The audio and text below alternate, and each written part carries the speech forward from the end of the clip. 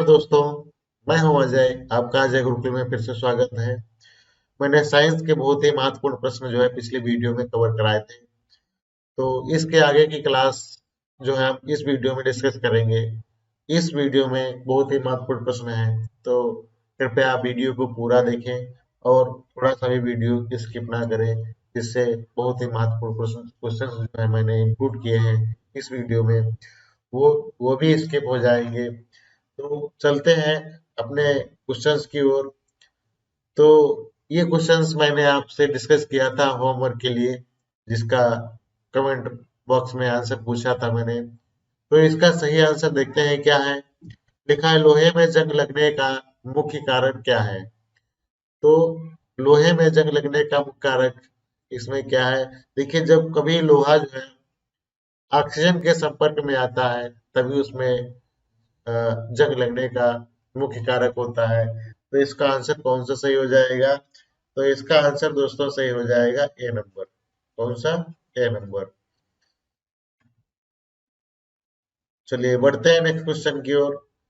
ये क्वेश्चन भी मैंने आपको होमवर्क दिया था कि दो दो समांतर दर्पणों के बीच प्रतिबिंब बनते हैं। तो दो समांतर दर्पण जो है, मैंने इस तरीके से जो है इस तरीके से मैंने दर्पण बना लिए और एक दर्पण इधर बना लिया। बनाने के बाद में यहाँ पर जो है मैंने एक मोमबत्ती रख रखी है। मैं आपको एक्सपेरिमेंट बता रहा हूँ कि किस तरीके से इसका आंसर याद रखेंगे आप। एक्सपेरिमेंट के माध्यम से आप जो है इसका आंसर आपको हमेशा याद रहेगा। ये मोमबत्ती रखी है, इस सामने आमने सामने हमने दो दर्पण रख दिए हैं जो समांतर क्रम में है और समांतर दर्पण है। तो इसका प्रतिबिंब इसमें बनेगा और एक प्रतिबिंब इसका बनेगा। फिर ये आपस में प्रतिबिंब जो है बनाएंगे, आपस में प्रतिबिंब बनाएंगे। तो ये बार बार बार बार प्रतिबिंब बनते रहेंगे। तो एक स्थिति ऐसी आएगी तो इसमें आपको अनंत दिखाई देंगे। प्रतिबिंब जो है मोमबत्ती के अनंत दिखाई देंगे। तो इसका ऑप्शन कौन सा हमारा सही हो जाएगा।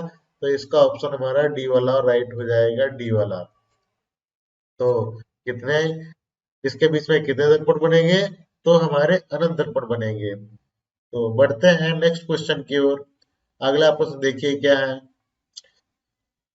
अगला प्रश्न है निम्नलिखित में से कौन सी विद्युत चुम्बकीय तरंगों का तरंग दैर्ध्य सबसे अधिक होता है। तो ये भी क्वेश्चन बहुत ही इंपॉर्टेंट है। तो इसमें कौन सा ऑप्शन राइट हो जाएगा। इसमें ऑप्शन हमारा देखिए, पहले हम देख लेते हैं कौन कौन से ऑप्शन है। ऑप्शन है परावैंगनी किरणें। परावैंगनी किरणें मैंने आपको पिछले वीडियो में डिस्कस कराया था कि परावैंगनी किरणें क्या होती है। तो ये परावैंगनी किरणें जो है ये बहुत ही हल्की होती हैं, जो सूर्य से आने वाली किरणें होती हैं।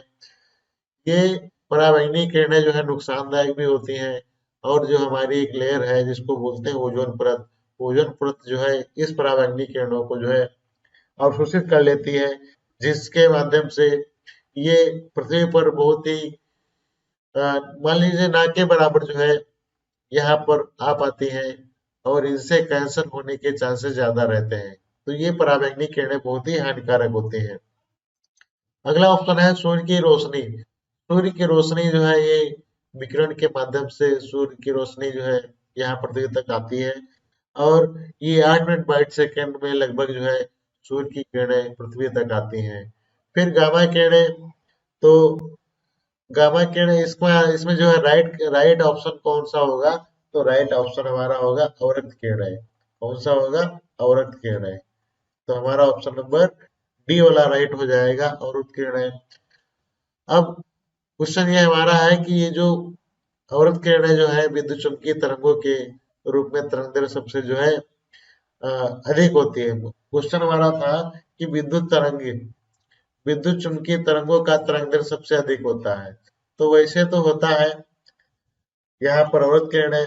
अगर कहीं पर आपको जो है रेडियो तरंग दिखाई देता है तो रेडियो तरंग की सबसे ज्यादा जो है विद्युत चुम्बकीय तरंगों की तरंग दैर्ध्य होती है।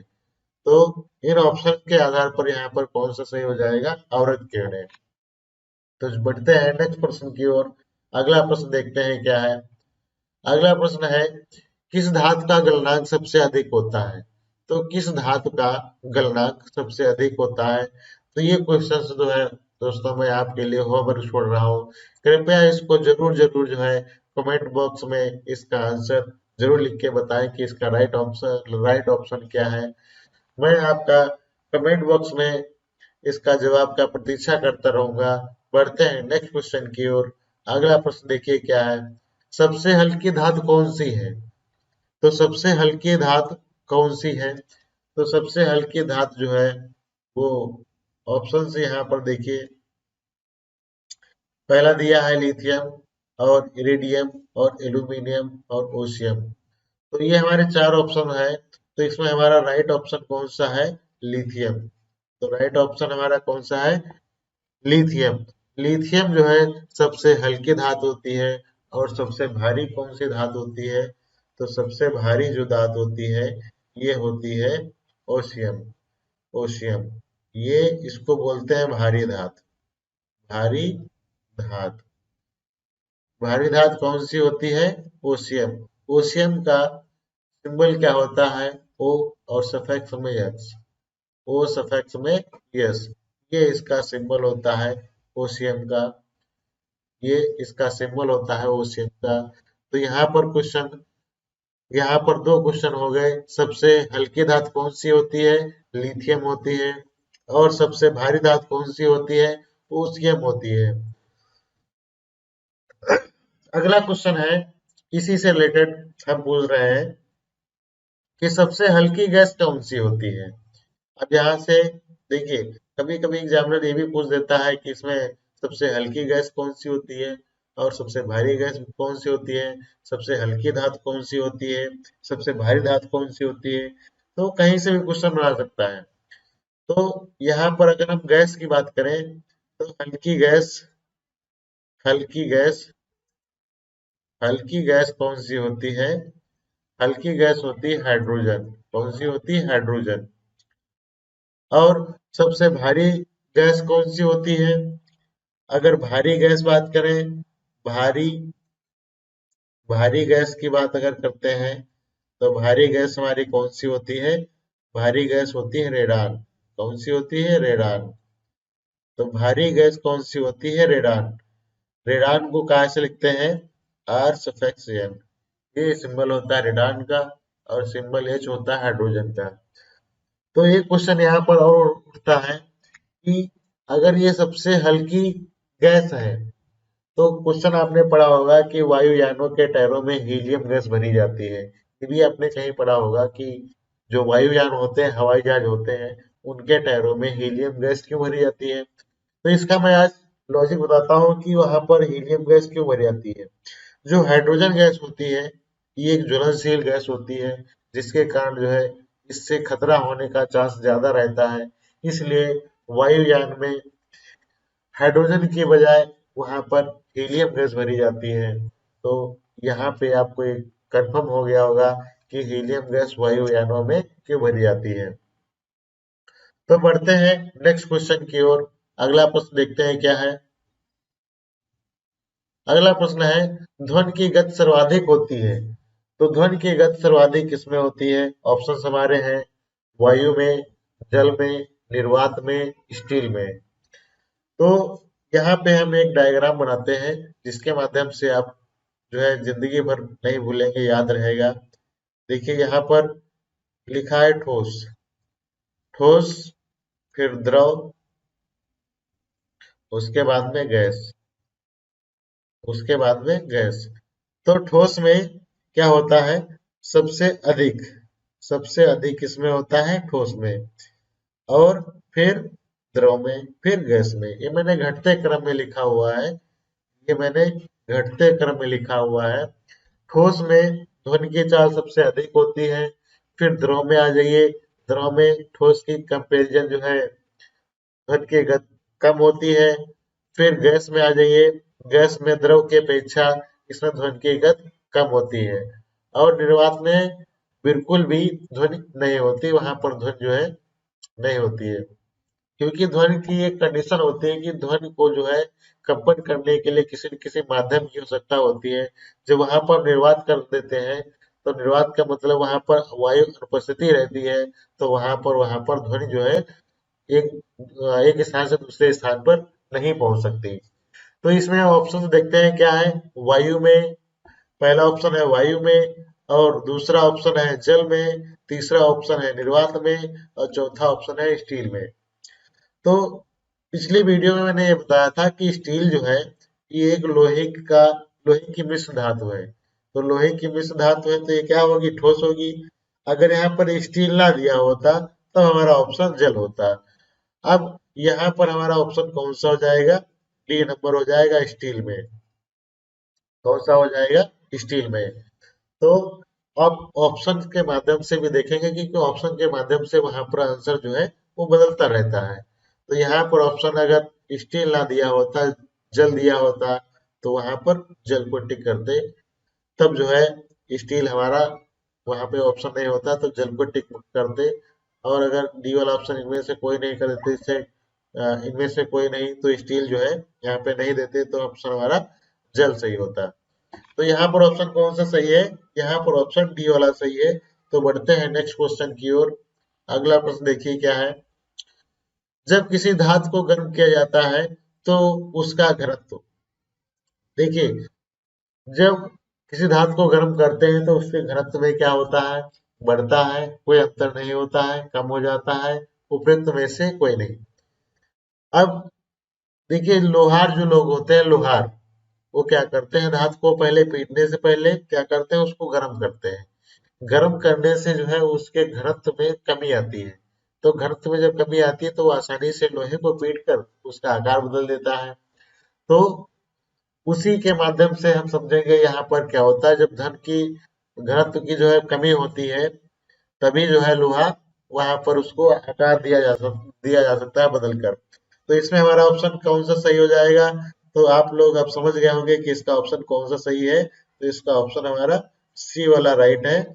कौन सा, सी वाला। तो उसका घनत्व क्या होता है, कम हो जाता है। तो बढ़ते हैं नेक्स्ट प्रश्न की ओर। अगला प्रश्न क्या है। लाल रंग का गुलाबी लाल रंग लाल रंग का गुलाबी हरी रोशनी में कैसा दिखाई देता है। लाल रंग का गुलाब हरी रोशनी में कैसा दिखाई देता है, ये हमारा प्रश्न है। तो ऑप्शन कैसा है, पीला, गुलाबी, लाल, काला, ये हमारे ऑप्शन है। तो देखिए लाल रंग का जो गुलाब होता है, जब उसके ऊपर हरी रोशनी पड़ेगी तो वो हमको काला दिखाई दिया देगा। कभी कभी जैसे छोटे होंगे आप, तो आर्ट जब बना रहे होते हैं तो गलती से इसमें जो है लाल में गुलाबी लाल रंग में क्या करते हैं, हरा रंग मिला देते हैं। या होली की सीजन में लोग क्या करते हैं, हरा और लाल रंग ज्यादा चलता है। तो पहले तो लोग क्या करते थे, पहले हाथ से जो है रंग लगाते थे। अब तो अबीर चलने लगा है, उसकी बात अलग है। पहले क्या करते थे, पहले लाल रंग को हाथ में ले लेते थे, उसके बाद में जब गलती से कहीं हरा रंग मिल जाता था तो उनके हाथ कैसे बिल्कुल काले हो जाते थे। तो मैंने आपको एक एग्जाम्पल के माध्यम से समझाया कि ताकि जो है आप इन चीजों को लिंक करते हुए चलिए और ये क्वेश्चन जो है आप भूलेंगे नहीं। तो लाल रंग का गुलाब हरी रोशनी में कैसा दिखाई देगा, काला दिखाई देगा। तो यहाँ ऑप्शन कौन सा हमारा राइट हो जाएगा, यहाँ ऑप्शन हमारा सी वाला राइट हो जाएगा, सी वाला। तो बढ़ते हैं नेक्स्ट प्रश्न की ओर। देखते हैं अगला प्रश्न क्या है। अगला प्रश्न है, दूध की शुद्धता किस यंत्र द्वारा नापी जाती है। तो दूध की शुद्धता किस यंत्र द्वारा नापी जाती है। तो यहाँ पे ऑप्शंस मैंने चारों बहुत ठीक ठाक जो है रखे हुए हैं, जिसमें एक तो राइट है और तीन जो है रिलेटेड है किसी न किसी दूसरे माप से। तो देखिए पहले दिया है मैनोमीटर। मैनोमीटर क्या होता है, मैनोमीटर जो होता है वो दाब यंत्र है, वो दाब चेक करता है, किसका, दाब। दाब किसका चेक करता है, दाब दाब चेक जो है उसका उसकी जांच करता है। जैसे मान लीजिए कोई पौधा है, जैसे किसी कोई पेड़ है तो पेड़ क्या करता है, कितने प्रेशर से वो दाब पत्तियां कितने प्रेशर से दाब जो है जल जो है पत्तियों तक पहुंचाता है। तो इसको कौन से यंत्र से मापा जाता है, मैनोमीटर से। फिर अगला है हाइड्रोमीटर। अगला क्या है, हाइड्रोमीटर। हाइड्रोमीटर से क्या होता है, हाइड्रोमीटर से जो है जो द्रव घनत्व होता है, द्रव घनत्व, द्रव घनत्व, द्रव घनत्व, द्रव घनत्व को मापा जाता है, को मापा मापा जाता है। कभी कभी आपने देखा होगा, या कभी किसी बैटरी वाली दुकान पे गए होंगे जहाँ पे बैटरी वगैरह ये मिलती हैं, इसमें सोडियम सल्फेट का मिला के जो है तेजाब वेजाब भरा जाता है।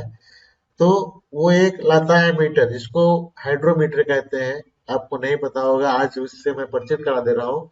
उसको बोलते हैं हाइड्रोमीटर। वो क्या करता है, ऊपर रबड़ लगी होती है, उसको पुश करता है, पुश करने के बाद में उस तेजाब वाली बैटरी में डाल देता है। डालने के बाद में पुश करके छोड़ देता है। छोड़ने पर जो है, जो उसमें अम्ल भरा होता है, अम्ल को खींच लेता है अपनी तरफ से, और उसमें पारे टाइप में पड़ा होता है। वो दिखाता है कि बैटरी की कितनी कैपेसिटी है, बैटरी कितनी चार्ज है। तो इसी यंत्र से मापा जाता है, जिसको बोलते हैं हाइड्रोमीटर। और फेरोमीटर क्या है? फेरोमीटर मैंने आपको पिछली कक्षा में कराया है, पिछली क्लास में कराया है कि जो समुद्र की गहराई इसी फेरोमीटर के माध्यम से मापी जाती है। तो डी वाला ऑप्शन जो है वो समुद्र समुद्र की गहराई, समुद्र की गहराई, समुद्र की गहराई, गहराई मापी जाती है, मापी जाती है। तो ऑप्शन हमारा कौन सा राइट हो जाएगा? सी वाला। सी वाला ऑप्शन राइट हो जाएगा कि जो दूध की शुद्धता होती है वो लैक्टोमीटर के द्वारा मापी जाती है। तो आई होप यहाँ तक आपको जो है प्रश्न आपको अच्छे तरह के तरीके से समझ में आए होंगे। और मैं आपको पूरी कोशिश कर रहा हूँ कि ज्यादा से ज्यादा आप इसको समझें और किसी न किसी माध्यम से इसको लिंक करें अपने माइंड में, और इसका फायदा उठाएं। चलो बढ़ते हैं नेक्स्ट क्वेश्चन की ओर। अगला प्रश्न देखते हैं क्या है। अगला प्रश्न है डायनमोमीटर, डायनमो का कार्य क्या है? डायनमो का कार्य क्या है? ये हमारा प्रश्न है, डायनमो का कार्य क्या है? तो डायनमो का कार्य क्या होता है? इसके ऑप्शंस पहले देखते हैं। लिखा है विद्युत ऊर्जा को यांत्रिक ऊर्जा में परिवर्तित करना, यांत्रिक ऊर्जा को विद्युत ऊर्जा में परिवर्तित करना, और विद्युत ऊर्जा को ऊष्मा में परिवर्तित करना। इनमें से कोई नहीं। तो इन ऑप्शंस को हम समझते हैं। देखिए लिखा है विद्युत ऊर्जा को यांत्रिक ऊर्जा में परिवर्तित करना। ये क्या होता है? ये होता है विद्युत मोटर। विद्युत मोटर आप लोग सभी लोग देखते हैं, जैसे जो मोटर को लगाते हैं, खेत में लगाते हैं सिंचाई करने के लिए, या क्या करते हैं पानी को लगाते हैं, पानी में लगाते हैं पानी खींचने के लिए, टंकी भरने के लिए, ठीक है। तो उसका प्रयोग करते हैं। तो वो क्या होता है, वो विद्युत ऊर्जा को किसमें बदलता है? यांत्रिक ऊर्जा में। विद्युत ऊर्जा को किसमें बदलता है? यांत्रिक ऊर्जा में। और जो डायनमो का कार्य है वो क्या है? यांत्रिक ऊर्जा को विद्युत ऊर्जा में विद्युत ऊर्जा में परिवर्तित करता है। जो डायनमो का शाब्दिक अर्थ अगर सरल भाषा में देखें तो इसको बोलते हैं जनरेटर। जनरेटर जैसा आपने शादी ब्याह या कहीं मतलब पार्टी में देखा होगा, जो बाहर लगा होता है। कुछ तो साइलेंट जनरेटर वगैरह होते हैं जो आवाज नहीं करते हैं। क्या करते हैं, किसी यंत्र के माध्यम से उस उसको युक्ति को चलाया जाता है। चलाने के बाद जो ऊर्जा उत्पन्न होती है उसको बोलते हैं विद्युत ऊर्जा। तो ये डायनमो का ही कार्य है, जो यांत्रिक ऊर्जा को वैद्युत ऊर्जा में परिवर्तित करता है। तो इसमें हमारा ऑप्शन बी वाला राइट हो जाएगा। और सी वाला देखते हैं। सी वाला है विद्युत ऊर्जा को ऊष्मा में परिवर्तित करना। विद्युत ऊर्जा को ऊष्मा में परिवर्तित करना। जो आपने विद्युत हीटर देखा होगा, जिसमें खाना लोग बनाते हैं, खाना खाना जिसमें बनाते हैं, उसमें क्या होता है, उसमें हम विद्युत धारा प्रवाहित कराते हैं। प्रवाहित प्रवाहित कराने के बाद में उसमें ऊष्मा उत्पन्न होने लगती है, जिससे वो खाना पकने लगता है। तो वो कार्य होता है वो। अगर इसका एग्जाम्पल देखें तो ये उसमें से ठीक बैठ रहा है, विद्युत ऊर्जा को ऊष्मा में परिवर्तित करना। तो यहाँ पर दोस्तों जो है ऑप्शन हमारा बी वाला राइट हो जाएगा। तो बढ़ते हैं नेक्स्ट प्रश्न की ओर। अगला प्रश्न क्या है? टेलीविजन का आविष्कार किसने किया? तो टेलीविजन का आविष्कार किसने किया? ये बहुत सारे लोगों को पता होगा। और मैं एक बार फिर से रिपीट करा दे रहा हूँ, टेलीविजन का आविष्कार किसने किया था? तो जे.एल. बेयार्ड ने। किसने किया था? जे.एल. बेयार्ड ने। तो इसमें ऑप्शन हमारा कौन सा राइट हो जाएगा? इसमें हमारा ऑप्शन राइट हो जाएगा ए, ए वाला। और मैकमिलन ने किसका आविष्कार किया था? मैकमिलन ने मैकमिलन ने सर्वप्रथम जो है 1800 1839 ईस्वी में 1839 ईस्वी में इन्होंने साइकिल का साइकिल का आविष्कार किया था। किसका किया था? साइकिल का। जो आज भी लोग जो है साइकिल चलाना सेहत के लिए अच्छा मानते हैं। ठीक है, तो इन्होंने मैकमिलन ने ही इसका 1839 ईस्वी में इसका आविष्कार किया था। फिर अगले वैज्ञानिक है जेम्स वाट। कौन है? James Watt. जेम्स वाट ने क्या किया था? भाप इंजन। किसका? भाप इंजन का। यहाँ पे लिख दे रहे हैं भाप इंजन। भाप इंजन का आविष्कार किया था। ठीक है, तो जेम्स वाट ने किसका किया था? भाप इंजन का। तो यहाँ आपको इस प्रश्न के सभी आंसर मिल गए होंगे। तो बढ़ते हैं नेक्स्ट क्वेश्चन की ओर। अगला प्रश्न देखते हैं क्या है। अगला प्रश्न है, हड्डियों और दांतों में जो रासायनिक पदार्थ विद्यमान रहता है उसे क्या कहते हैं? तो हड्डियों और दांतों में जो रासायनिक पदार्थ विद्यमान रहता है उसे क्या कहते हैं? तो उसे कहते हैं, ऑप्शन हम एक बार परिचय कराते हैं, कैल्शियम क्लोराइड। Calcium chloride. तो कभी कभी फॉर्मूला वगैरह भी पूछ देता है कि कैल्शियम क्लोराइड का फॉर्मूला क्या होता है? तो CaCl2, ये कैल्शियम क्लोराइड का फॉर्मूला होता है। और ये calcium borate, calcium borate, calcium borate का फॉर्मूला क्या होता है? इसका होता है CaCl3BO3 का होल ट्वाइस। ये होता है कैल्शियम बोरेट का। और कैल्शियम फास्फेट का सूत्र क्या होता है? कैल्शियम फास्फेट का इसका होता है CA3PO4 का होल ट्वाइस। तो CA3PO का होल ट्वाइस, PO4 का होल ट्वाइस। और कैल्शियम सल्फेट का क्या फॉर्मूला होता है?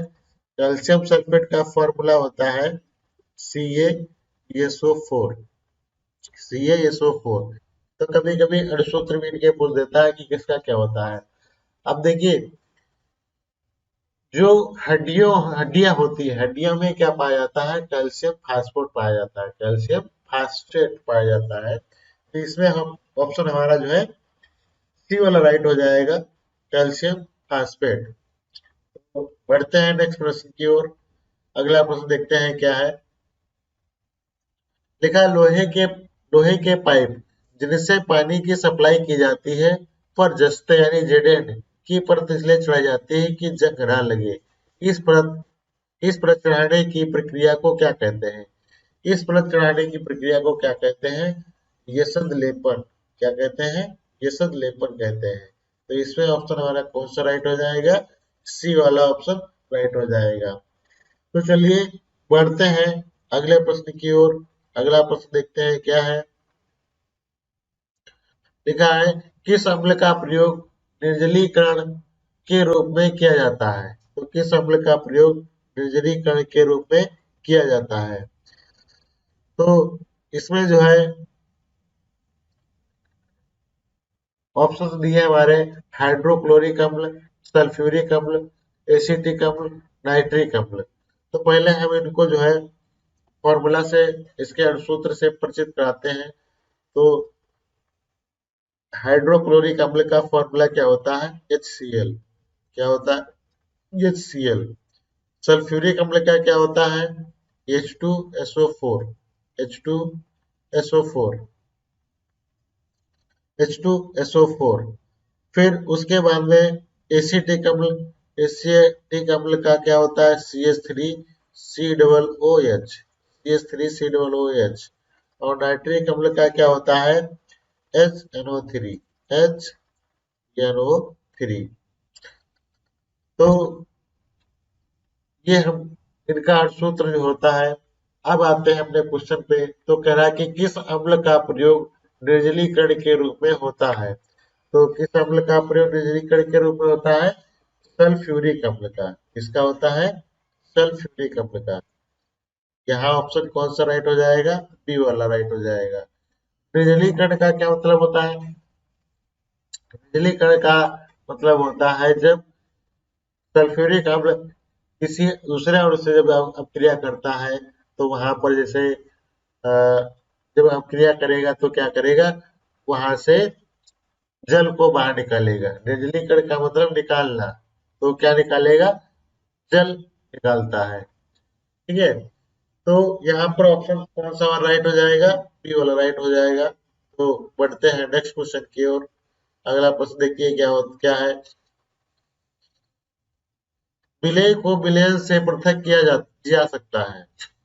विलेय को विलयन से पृथक किया जा सकता है। तो इसमें हमारा ऑप्शन कौन सा राइट हो जाएगा? तो इसमें ऑप्शन हमारा राइट हो जाएगा बी नंबर। कौन सा? B number. इसको बोलते हैं वाष्पीकरण। वाष्पीकरण का मतलब जब उस विलयन को मान लीजिए चीनी या उसका घोल लेते हैं जल का, और उसके बाद में चीनी और उसका जल का घोल लेने के बाद में उसको गर्म करते हैं। गर्म करने पर क्या होगा? जल जो है वो भाप बनकर उड़ जाएगा। और जिस पात्र में चीनी को गर्म करोगे, विलयन को गर्म करोगे, तो वहां से बचेगी आपकी चीनी। तो वाष्पीकरण ऐसी एक विधि है जिसके द्वारा विलयन को क्या किया जा सकता है? पृथक किया जा सकता है। तो ऑप्शन हमारा यहाँ पे बी वाला राइट हो जाएगा। तो बढ़ते हैं अगले प्रश्न की ओर। अगला प्रश्न क्या है? निम्नलिखित में से वायुमंडली में कौन सी गैस वायुमंडली में नहीं है? निम्नलिखित में से कौन सी गैस वायुमंडल में नहीं है? तो ऑप्शन हमारे हैं नाइट्रोजन, हीलियम, क्लोरीन, क्रिप्टॉन। तो यहाँ पर देखिए नाइट्रोजन भी वायुमंडल में पाई जाती है, हीलियम भी पाई जाती है और क्रिप्टॉन भी पाई जाती है। लेकिन वायुमंडल में जो है क्लोरीन गैस नहीं पाई जाती है। कौन सी नहीं पाई जाती? क्लोरीन। तो ऑप्शन हमारा कौन सा राइट हो जाएगा? सी वाला ऑप्शन राइट हो जाएगा। तो बढ़ते हैं नेक्स्ट प्रश्न की ओर। अगला प्रश्न है पोटेशियम क्लोराइड को गर्म करने पर पोटेशियम क्लोराइड को गर्म करने पर। तो यहाँ पे मैं आपको पहले रिएक्शन दिखा देता हूँ। यहाँ पर रिएक्शन है 2KClO3। यहाँ पर मैंने दो अणु ले लिए हैं पोटेशियम क्लोराइड के, और इसको क्या करते हैं? हीट करते हैं, गर्म करते हैं। तो ये गर्म करने पर क्या होगा? ये KCl यानी पोटेशियम क्लोराइड अलग तोड़ लेगा, और इसमें जो है ऑक्सीजन के अणु निकलेंगे 6। कितने निकलेंगे? 6। यहाँ पर 2 होगा, 3O2। तो इसमें कौन सी गैस बाहर निकल रही है? तो कौन सी गैस निकल रही है? ऑक्सीजन गैस निकल रही है। तो ऑप्शन हमारा कौन सा राइट हो जाएगा? ऑप्शन हमारा बी राइट हो जाएगा। ऑक्सीजन गैस निकलती है। तो बढ़ते हैं अगले प्रश्न की ओर। अगला प्रश्न है समुद्र के पानी के नमक निकालने के लिए निम्नलिखित में से कौन सी विधि अपनाई जाती है? तो समुद्र के पानी से नमक निकालने के लिए निम्नलिखित में से कौन सी विधि अपनाई जाती है? तो इसमें कौन सा ऑप्शन हमारा देखिए राइट होगा? पहला ऑप्शन है ऊर्ध्वपातन, दूसरा है वाष्पीकरण, तीसरा है क्रिस्टलीकरण और चौथा है आसवन। चौथा क्या है? आसवन। तो इसमें भी हमारा ऑप्शन जो है वाष्पीकरण ही सही हो जाएगा। ऑप्शन हमारा बी राइट हो जाएगा। ऊर्ध्वपातन क्या होता है? ऊर्ध्वपातन में देखिए जब किसी पदार्थ को हम गर्म करते हैं तो वह पदार्थ द्रव अवस्था में न बदलते हुए वो सीधे गैसीय अवस्था में बदल जाए, उसको बोलते हैं ऊर्ध्वपातन। ऊर्ध्वपातन जैसे इसका उदाहरण जो है कपूर। कपूर को अगर जलाते हैं तो ये द्रव में नहीं बदलता है, ये सीधे गैसीय अवस्था में बदल जाता है। तो यहाँ पर ऑप्शन हमारा कौन सा राइट है? बी वाला ऑप्शन राइट है। बढ़ते हैं अगले प्रश्न की ओर।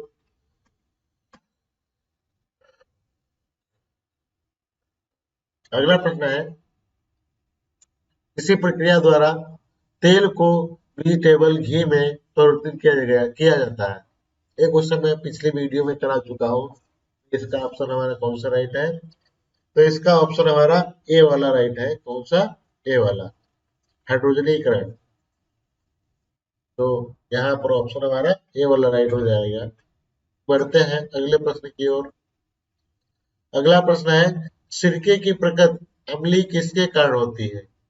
तो सिरके की प्रकृति अम्लीय किसके कारण होती है? तो सिरके को ये बोलते हैं एसिटिक अम्ल। सिरका क्या होता है? देखिए, गन्ना गन्ना जो होता है, गन्ने के रस को जब हम एक किसी बोतल में या किसी पात्र में बंद करके रख लेते हैं, जिसमें वायु उसके संपर्क में ना जा सके, तो जाने पर वहां पर क्या होता है, किण्वन की एक विधि वहां पर उत्पन्न होती है। तो जैसे जैसे उसमें जब काफी समय होता है तो उसमें कीड़े उत्पन्न हो जाते हैं। कीड़े क्या करते हैं, उसको सिरके को एसिटिक अम्ल में बदल देते हैं। तो एसिटिक अम्ल का जो है, मैंने आपको अभी पीछे फॉर्मूला बताया था। तो ऑप्शन हमारा यहाँ पर कौन सा? डी वाला राइट हो जाएगा, एसिटिक अम्ल। तो यहाँ ऑप्शन हमारा कौन सा राइट है? डी वाला। तो बढ़ते हैं अगले प्रश्न की ओर।